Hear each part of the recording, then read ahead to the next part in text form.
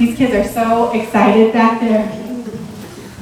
So just to start with, you are right now participating in local governments, just in being here, in educating your kids, you learning about it yourself. This is part of what it's about, and so check that off your civic duty list.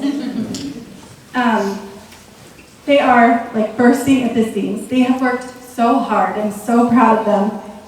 They've been flexible. They've been willing to take on additional challenges. They've been so great, and they can't wait to share it with you. I also want to acknowledge and thank the families of these kids. They have been all in, teaching their kids, helping them with their lines, lugging stage parts around week after week, and planning and coordinating contingency plans. And I'm just really thankful for these families, for all their work in this, and for just creating a great community for our kids. There's pocket constitutions on the way out if you want to grab one. Now let's get started. We hope you enjoy this play about the United States Constitution.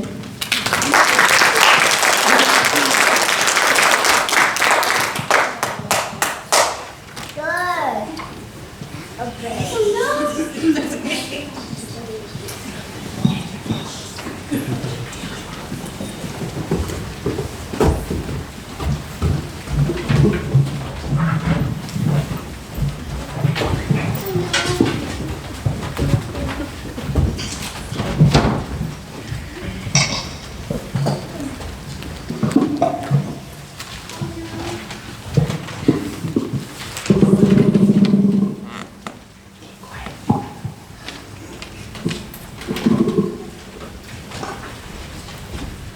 We, the people of the United States, in order to form a more perfect union, establish justice, ensure domestic tranquility, provide for the common defense, promote the general welfare, and secure the blessings of liberty to ourselves and our posterities, do ordain and establish this Constitution for the United States of America.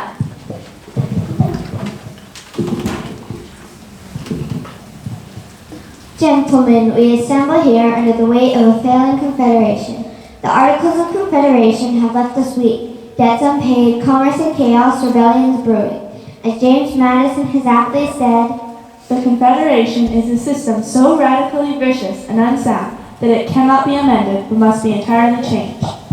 let us forge a new framework where states unite for common defense, commerce flows freely, and justice prevails for all posterity. What say you? Indeed, General, the provision ensuring that all prior obligations of the old Confederation remain valid, while requiring officers to swear loyalty to the new order, does not diminish the states, and simply affirms that the federal authority is paramount in only the matters we've collectively entrusted to it. Without this, chaos would reign, as conflicting laws from states could unravel the Union.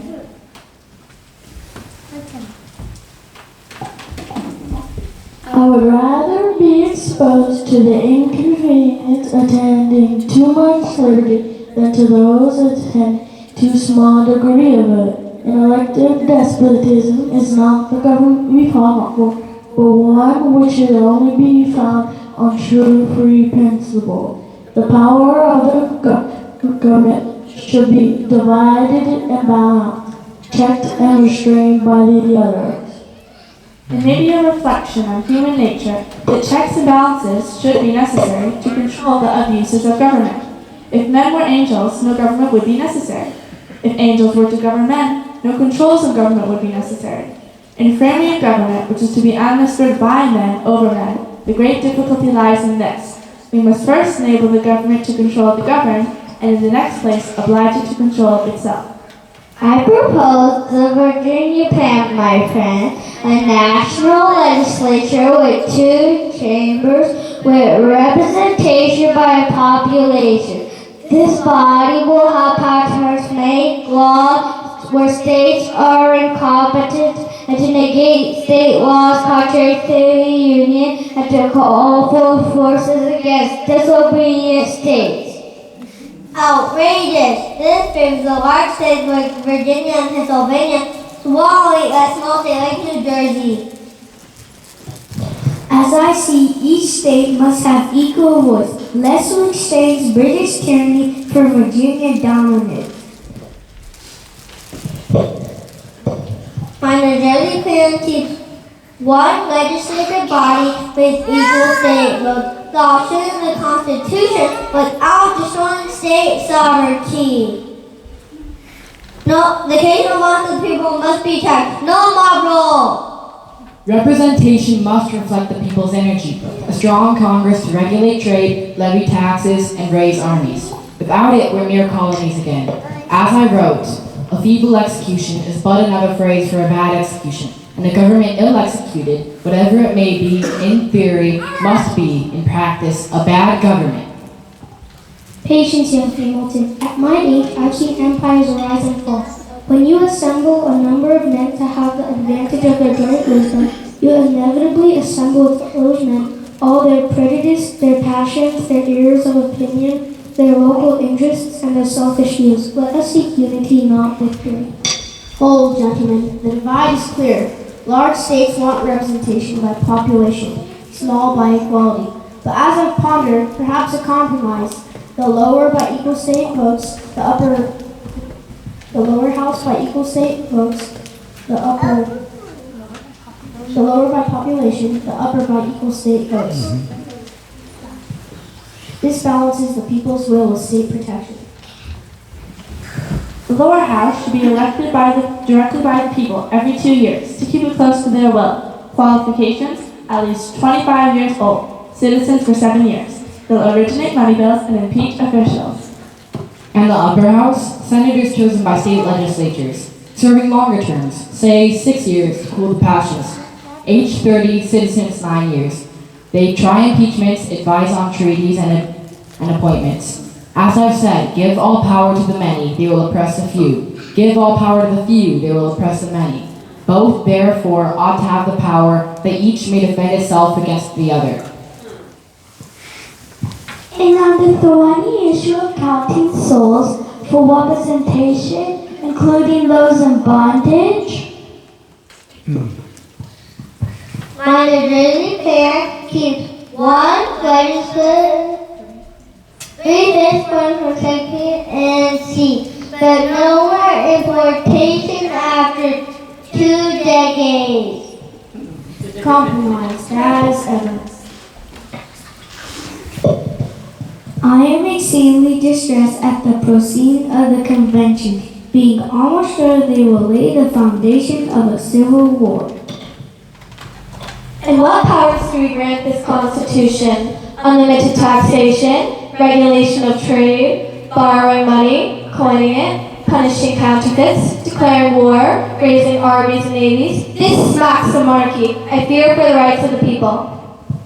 We agree then. 30 enumerated powers. The legislator's roles will be in specific money matters, including coining, naturalization, post offices, patents, and courts below the Supreme one. It will punish piracy, declare war, raise and sustain armies, navies, and militias. It can admit new states, govern territories, and propose changes to this very framework. I propose, but no taxes on exports. That protects our southern staples. And no bills of attainder or ex post facto laws. Those are tyrannical. But what of the people? The legislature must be checked, else it tramples rights. Of those men who have overturned the liberties of republics, the greatest number have begun their career by paying obsequious court to the people, commencing demagogues and ending tyrants.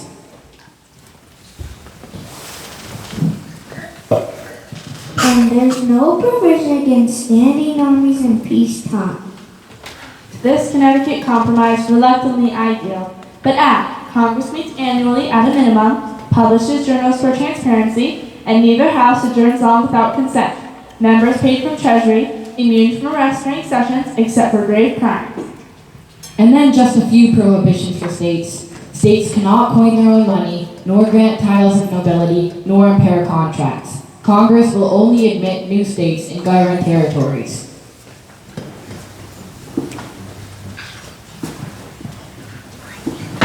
We have forged a legislative branch, the Congress of two houses with enumerated powers to bind the Union.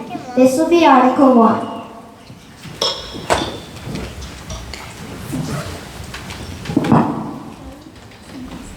To take a single step beyond the boundaries specially around the power of Congress is to take possession of a boundless field of power, no longer susceptible to definition. Aye, and right clearly, Madison, for it will be of little avail to the people that the laws are made by men of their own choice. If the laws are so voluminous that they cannot be read, or so incoherent that they cannot be understood. I desire you to remember the ladies and be more generous and favorable to them than your ancestors.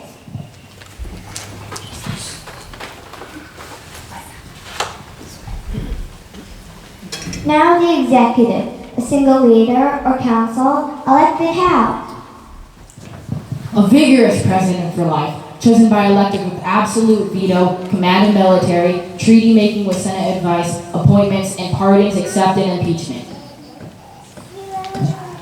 Too monarchical, a plural executive, or ruled by Congress. The executive power is better to be trusted when it has no screen. A single executive, solely and transparently accountable.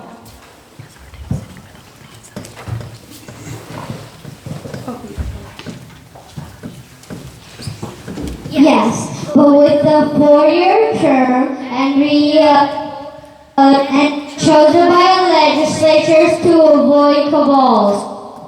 By electors from states, proportional fair, a president to lead, but not to rule alone.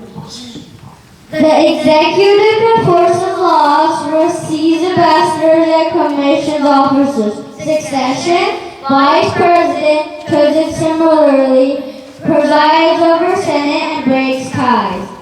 Impeachment for high crimes, treason, bribery. Qualifications will be natural-born citizen, 35 years old, resident, 14 years. In question of power, that let no more be said in confidence of man, but bind him down from mischief by the chains of the Constitution. The president will be no monarch, limited check by branches, accountable to the people, yet without energy the executive, our union will crumble.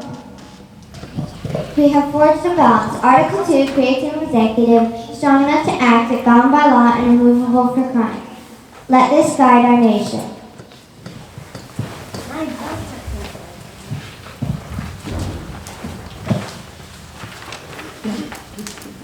Gentlemen, we now turn to the judiciary. How shall we structure the courts of our new nation? A Supreme Court, yes. But what power shall it wield? And how shall it balance against the states of the other branches? A judiciary, independent of all other branches, is essential to liberty. Without it, the legislature or executive could trample the people's rights. We need a federal court to settle disputes between states and ensure that laws align with our Constitution. Madison, you speak of liberty, but your Supreme Court sounds like a tyrant involved. The states have their own courts, their own laws. Why must a federal tribunal lord over them? I say the states must retain their sovereignty, or we risk a centralized despotism. The judiciary is the least dangerous branch, Gates. It has no sword, no purse, only judgment. Without a Supreme Court to interpret the Constitution, the states will bicker endlessly and our union will crumble. I propose a single high court with authority over federal laws and disputes between states. Hamilton, your court sounds noble, but what is to stop judges from overreaching? As I've known to say, the love of power is a dangerous thing. If we grant them life tenure, they'll be untouchable, crafting laws to the bench rather than interpreting them. Morris, you're right to fear and check power, but judges must be insulated from political pressures. As I've said, if men were angels, no government would be necessary. Life tenure ensures they rule by reason, not by the whims of a mob or a governor. Reason, you mean federal overreach. My Massachusetts courts can handle their own affairs. The Supreme Court will meddle in state laws and nullify what our people choose. This is a picture of the revolution we fought for. The revolution was for a nation, not a loose confederation of squabbling states. A Supreme Court will unify us, ensuring federal laws are enforced consistently. Without it, every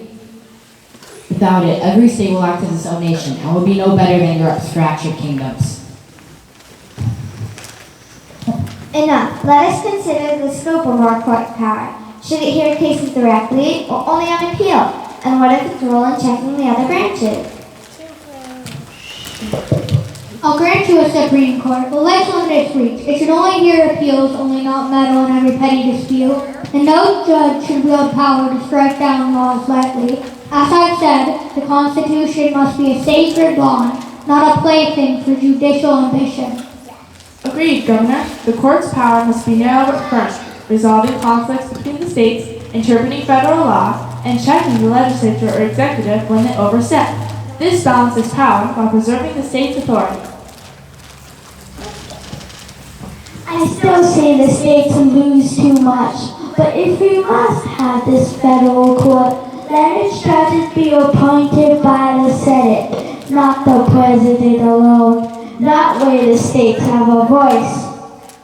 A compromise then. The president nominates, the Senate confirms. But let us ensure the judiciary remains independent, not beholden to any branch or state. Without a Bill of Rights, this court can swallow state powers. Patience, Mason. We build the freedom first. Gentlemen, may have a seat, the seeds of a plan. A Supreme Court with limited but essential powers to uphold the Constitution and unify the nation. Let us refine it further. The accumulation of all powers in the same hands, whether of one, a few, or many, is the very definition of tyranny. That's why we crafted Article 3 with care. The judiciary must be a guardian of the Constitution, not its master.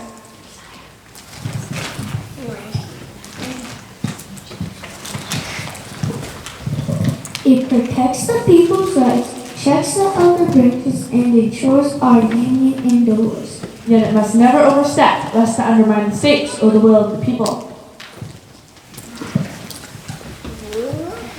Whatever occurs, may justice and righteousness be the stability of our times and order arise out of confusion. Gentlemen, we must ensure this union endures. The states must work as one. Their relations governed by a compact that binds them. Without this, we risk chaos.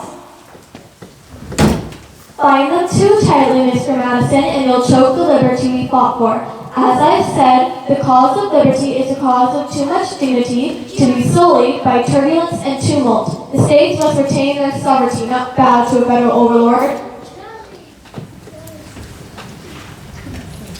Mason, Madison, let's not fracture before we build. The states need harmony, not dominance. A system where new states can join, their rights hold clear, and the union holds firm. Can we not find that balance? But what are the smaller states? If new territories flood in, won't they overwhelm us? New Hampshire's hearts could be drowned.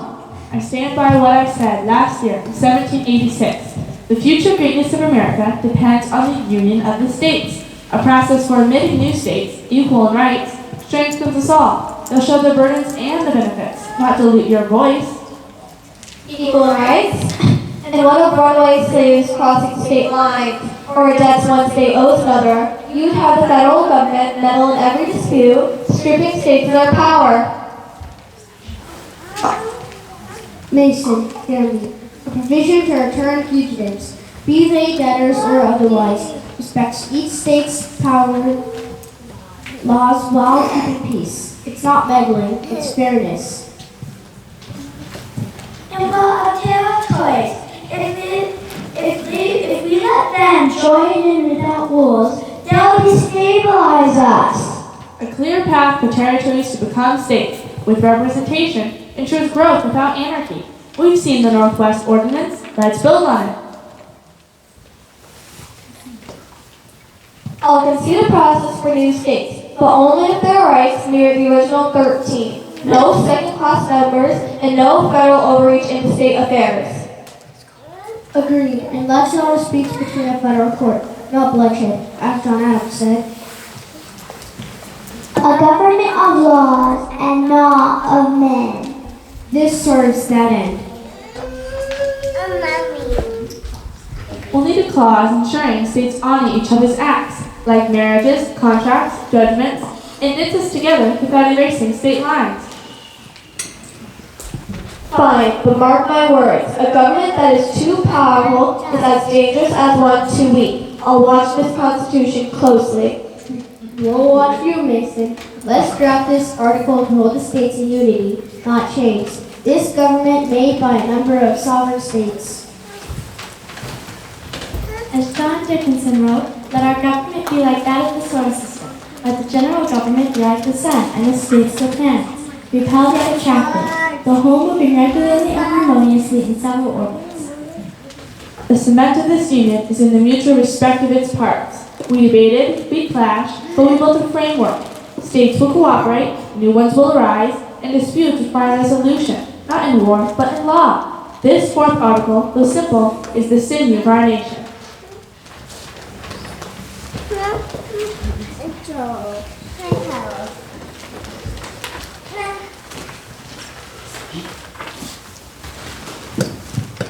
Gentlemen, we've crafted a framework that must stand the test of ages, yet we know errors may reveal themselves. As I wrote in my essays, this provision equally enables the general and the state's government to initiate the amendment of errors, as may be pointed out by the experience on one side or on the other. Indeed, Madison, by this very article we may safely rely on the disposition of the state legislatures to erect barriers against the encroachments of the national authority. It empowers Congress or the states to propose changes, ensuring that people's voice prevails through conventions or legislatures.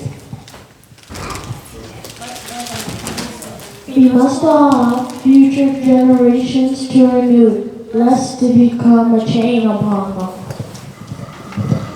History affords us many incidents of the ruin of states by the prosecution of measures ill suited to the temper and genius of their people. This mechanism allows adaptation without revolution. Wise words. As I wrote in my farewell address, if in the opinion of the people, the distribution or modifications of the constitutional powers be in any particular wrong, let it be corrected by an amendment, in which the Constitution designates. But let there be no change by usurpation, for though this, in one instance, may be the instrument of good, it is the customary weapon by which free governments are destroyed. We debated fiercely in the convention. Some feared too easy a process would lead to instability. Others that rigidity would stifle progress. We debated, we settled on a balanced path for amending. 2/3 to propose, 3/4 to confirm.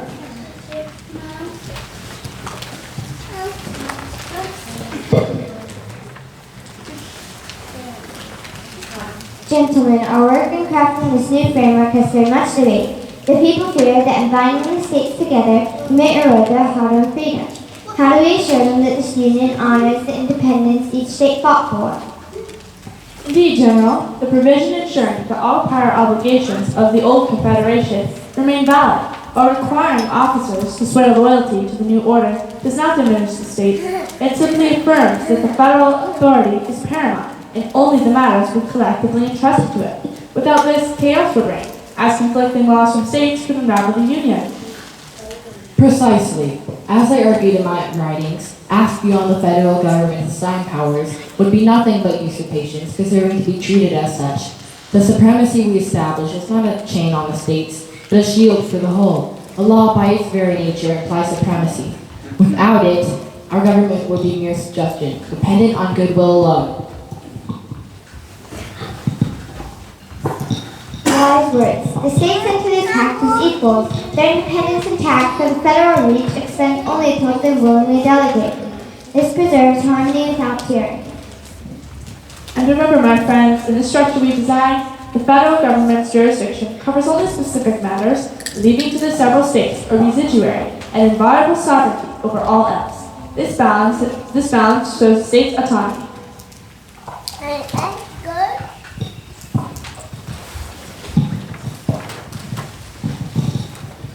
Now to the matter of adoption. The old Confederation faltered because it required unanimous consent for change, paralyzing progress. Our plan allows union to form among those who choose it freely, without forcing the reluctant.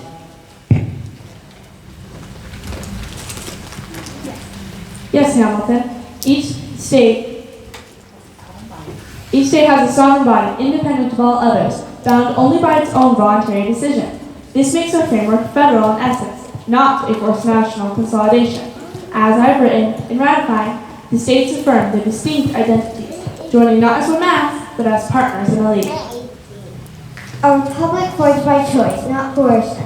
Once enough states agree, the bond strengthens among them, yet no state is compelled against its will. This respects the independence we bled for at Yorktown. And should any overstep occur, the states retain their power to judge infractions as sovereign entities. This voluntary entry underscores their freedom. Join and thrive together, withhold and stand apart. Precisely. Each state, through their conventions, hold the key. Their sovereignty is not surrender, but share for mutual benefit. To the states, independent and united, may this Constitution prove a bulwark for liberty, where federal strength complements, not consumes, state autonomy. Hear, hear.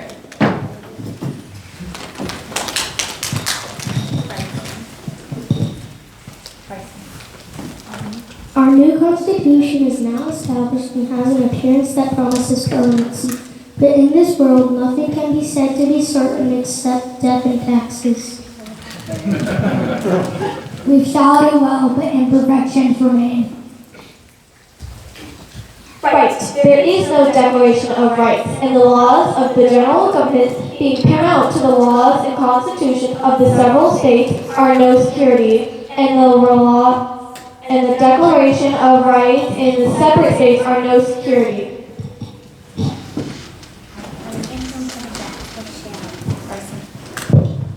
I refuse to sign without safety guards for liberty. If particular care and attention is not paid to the ladies, we are determined to foment a rebellion, and we will not hold ourselves bound by any law in which we have no voice or representation. Gentlemen, let those who consent sign.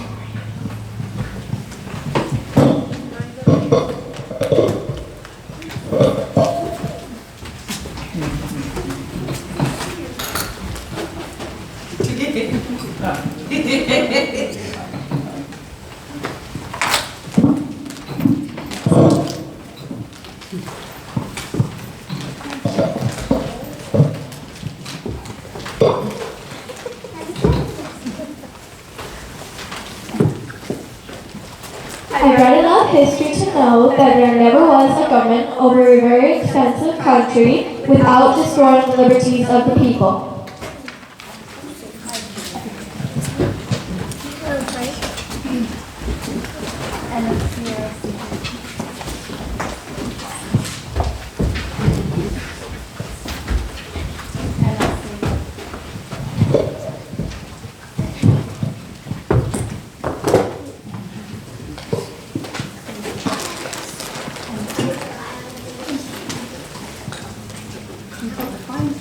Gentlemen, we built a fine structure in this Constitution, but it lacked the soul. Without a clear defense of the people's rights, we risk tyranny. The government we crafted could turn against its own. Mason, you speak as if our work is incomplete. The Constitution limits government power by design. Why must we list what the government cannot do? The people's rights are implied in its silence. Implied protections are no protections at all. The people need certainty. Clear words guard their speech, faith, and arms. As I said of Virginia, all men are born equally free, independent, and have natural inherent rights. A among which are the enjoyment of life and liberty. You quote yourself, Mason, but I fear such a list could be twisted. If we name some rights, might future generations think those not listed are forfeit? The government's power is chained by enumeration. Let's not invite mischief. Mischief? The mischief lies in trusting rulers to respect unwritten bounds. The English crown taught us that lesson. Without a Bill of Rights, we're handing our descendants a loaded musket with no lock. Right. The question is not what rights naturally belong to men, but how they're most equally and effectually guarded in society. Yes, a Bill of Rights is what the people are entitled to against every government on earth, general or practical, and what no just government should refuse. And rightly so. The people must know their speech is free, their worship sacred, their home secure. They must have the means to defend themselves, not just from thieves, but from a government grown too bold. I'll grant you, the idea has merit, but we must be precise. A vague declaration invites abuse, and an overly broad one feels chaos. As I've said, the advantage of being armed forms a barrier against the enterprise of ambition. Here halfway with their James, let's enshrine these barriers. These are the people's shield. They know their liberties come from God, not government, but they need a written charter to hold the powerful accountable. Without it, we're no better than the monarchs we fought. The natural progress of things is for liberty to yield and for the government to gain ground. Tom's right. We must act now, or liberty slips away. Very well. I'll propose amendments. But they must be clear, rooted in principle, not passion. The government must never silence dissent, invade homes without a cause, or disarm the people. These are the bulwarks of a free society. This Bill of Rights, not a grant from the government, but as a recognition of what the people already possess. As I said, the rights of man are the free gift of nature. Now you solid Virginia and James, let's ensure the states ratify this. The people will sleep better knowing their rights are written in stone. To liberty, eternal and unyielding. To a republic that guards it.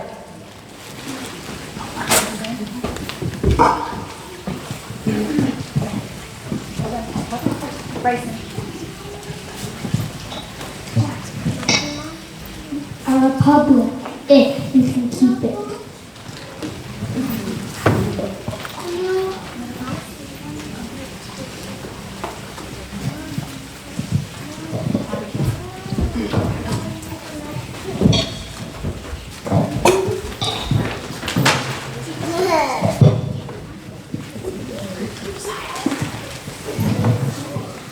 And so the first 10 amendments were born, known as the Bill of Rights. Sam Adams expressed that the natural rights of the colonists are these: first, the right to life; secondly, to liberty; thirdly, to property, together with the right to support and defend them in the best manner they can. My little ones present to you the Bill of Rights. The First Amendment specifies freedom of speech, religion, press, assembly, and petition for redress. The government cannot stop you from saying what you think, practicing any religion, writing or sharing ideas, gathering with others, and asking the government to fix problems. The Second Amendment enshrines the right to bear arms. People can own guns for protection, but there are rules on how they can be used. The Third Amendment ensures no quartering of soldiers. The government can't force you to let soldiers live your home during peacetime. The Fourth Amendment highlights protection from unfair searches. Police can't search your home and take your things without a fair reason and a warrant from the judge. The Fifth Amendment defines some rights of the accused. If you're accused of a crime, you don't have to talk. You can't be tried twice for the same crime. The government can't take your stuff without a fair process. The Sixth Amendment details the right to a fair trial. If you are accused of a crime, you get a quick trial with a jury and a lawyer and a chance to defend yourself. The Seventh Amendment indicates the right to a jury in civil cases about big disagreements about money or property. You can have a jury decide who's right. The Eighth Amendment concertizes no cruel or unusual punishments. The government can't punish you in mean or unfair ways, such as setting up super high fines or hurting you. The Ninth Amendment clarifies that the people have other rights than just the ones listed here, and the government can't take them away. The Tenth Amendment, if it's not written in the Constitution, it belongs to the states or the people.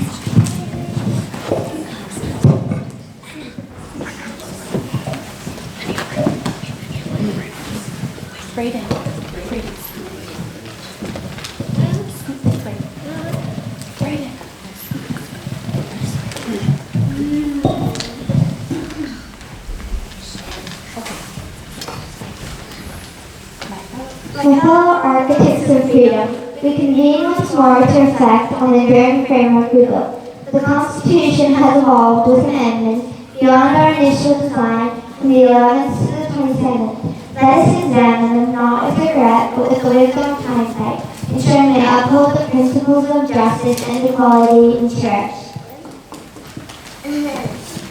I wrote in 1823, on every question of the Constitution, let us carry ourselves back to the time when the Constitution was adopted. Recollect that the spirit manifested in the debates, and instead of trying what meaning may be squeezed out of the text or invented against it, conform the probable one in which it was passed. These amendments were meant to happen for a primary purpose, and principle of our independence and founding is that.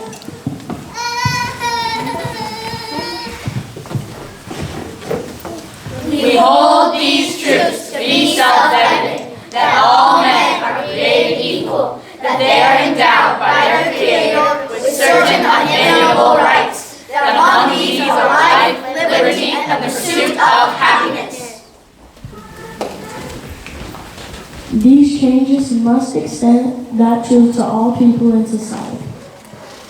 And let us not forget the ladies in this discourse, gentlemen, as I urged my husband long ago. Remember the ladies.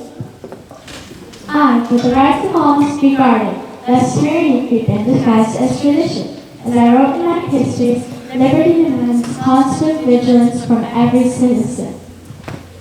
Let us proceed, amendment by amendment, paraphrasing their essence and weighing them against our original intent.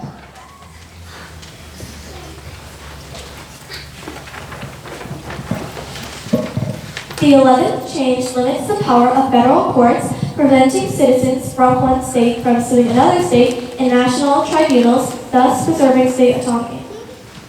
Yes, Article 3 was not meant to be interpreted to allow individuals to sue states in federal court without states' consent.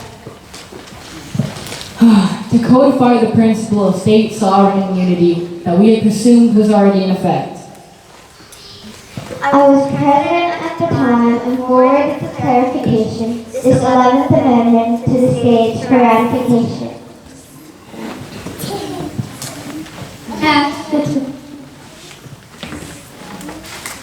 Next, the 12 free and fines for choosing to the President and Vice President, requiring separate ballots to avoid confusion and ensure clear leadership. Remember I once said in regard to electing the president that if the manner of it be not perfect, it is at least excellent. Well, it seems they have indeed fixed a flaw.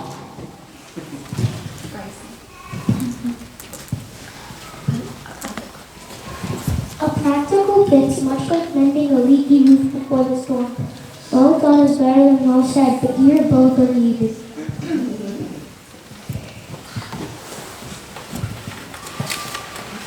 The 13th Amendment eradicates involuntary servitude, freeing all from the chains of bondage across the land, a triumph over injustice.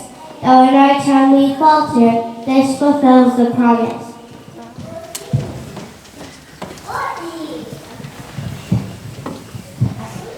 At length, the law of nature triumphs. All men are born free. Everyone comes into the world with a right to his own person, which includes the liberty of moving and using it at his own will. Calling off from the state freedom with equality. The 13th drew the slave, but the 14th and 15th Amendment ensured true citizenship. The 14th grants citizenship to all born or naturalized in the nation, mandating fair treatment and equal safeguards under the law for all men. Essential for equality and unity. As I once wrote, there can be no truer principle than this, that every individual of the community must have an equal, at large, has an equal right to the protection of government.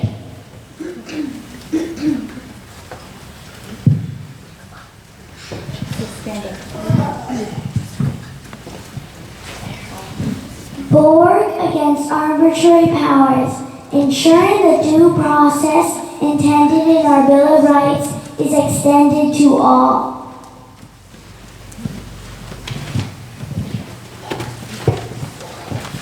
The 15th prohibits denying the ballot of race or previous condition of servitude, burdening participation in government. At last is shrine. A step toward true representation. As I portrayed in my plays, the pursuit of equality must prevail over oppression. The foundation of a republican government should be as broad as possible, with its authority derived directly from all its people. The 16th allows the government to levy taxes on earnings without apportioning them among states. Providing revenue for national needs. A federal income tax. I caution that taxes should be continued biennial or reenactment because a constant hold by the nation of the strings of the public purse is a salutary restraint. It strengthens the union's fiscal power, but must be wielded justly, lest it oppress. The 17th shifts the selection of senators to direct popular choice rather than state legislatures. Will this one stand the test of time? It is a step toward a pure democracy. We debated that the Senate will be a necessary defense against the fickleness and passion that tends to rule the public. Right, the Senate was to represent the states in the federal government, and was a tool to cool legislation passed by the House, like the saucer cools hot tea.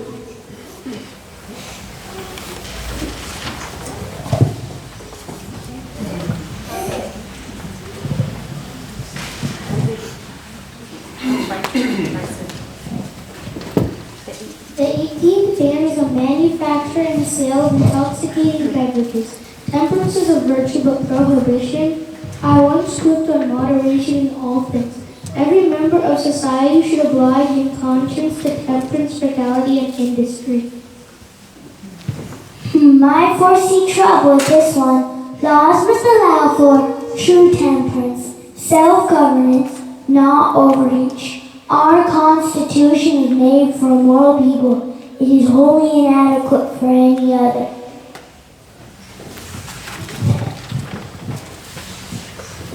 The 19th finally extends the vote to women, correcting a long oversight. As I said before, Mercy, ladies like us will not hold ourselves bound by any law in which we have no voice or representation. At last is the time. As I pen, the rights of women, like the rights of men, are derived from nature and not from the rules of society. Precisely, and Sarah Moore Grimke wrote, I know nothing of man's rights or women's rights. Human rights are all that I recognize.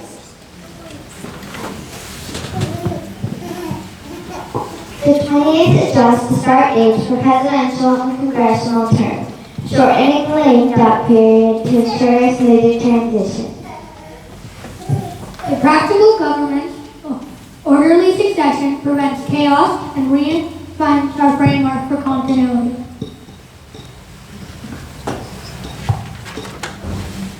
The 21st repeals the ban on alcohol, restoring personal liberties while allowing the states to regulate. A correction of overreach. A liberty restored.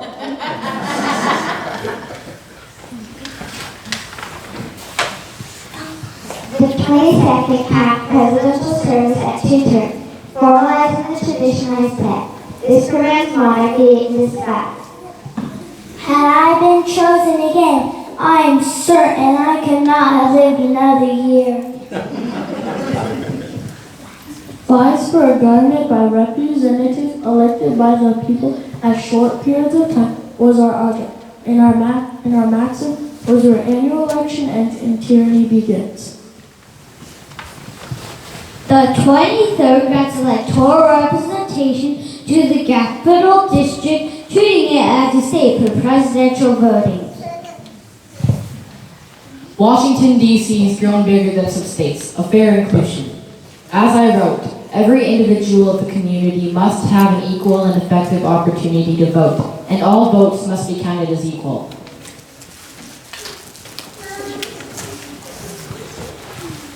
The 24th Amendment eliminates fees for voting in federal elections, removing financial barriers. No one should be taxed out of their rights. Equality demands access for all. Tackling a revolutionary pride against unjust levies. Voting is a sacred duty. To take away that right reduces a man to slavery.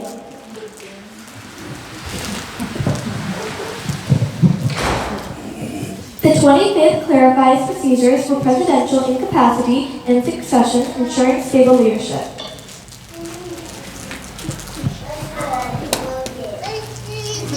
Crucial for continuity, contingencies must be addressed.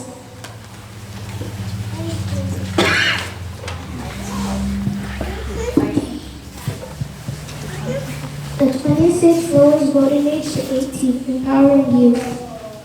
If the youth of our nation can sacrifice their bodies in war, shall they not wield their voice on election day? The youth of the nation are the trustees of posterity. And finally, the longest ratification process in U.S. history, the 27th Amendment, which I proposed in 1789 as part of the original 12 amendments, of which only 10 became the Bill of Rights, ratified and passed in 1992. It prevents congressional changes from taking effect until after the next election, guarding against self-interest. A check on greed. As we debated, compensation should not tempt corruption.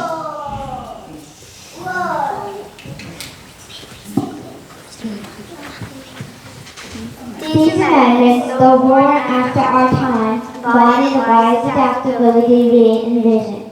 The Constitution lives.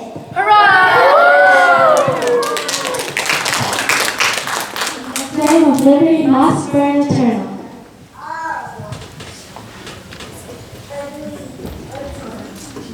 You know, gentlemen, I have often in the course of this session looked at that behind the president without being able to tell whether it is rising or setting. But now at length I have the happiness to know that it is a rising and not a setting sun. Posterity. Posterity. You will never know how much it costs this present generation to preserve your freedom. I hope you will make good use of it.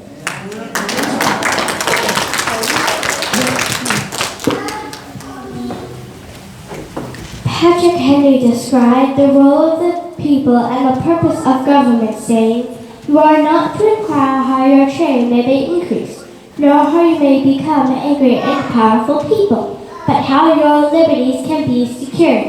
For liberty ought to be the direct end of your government."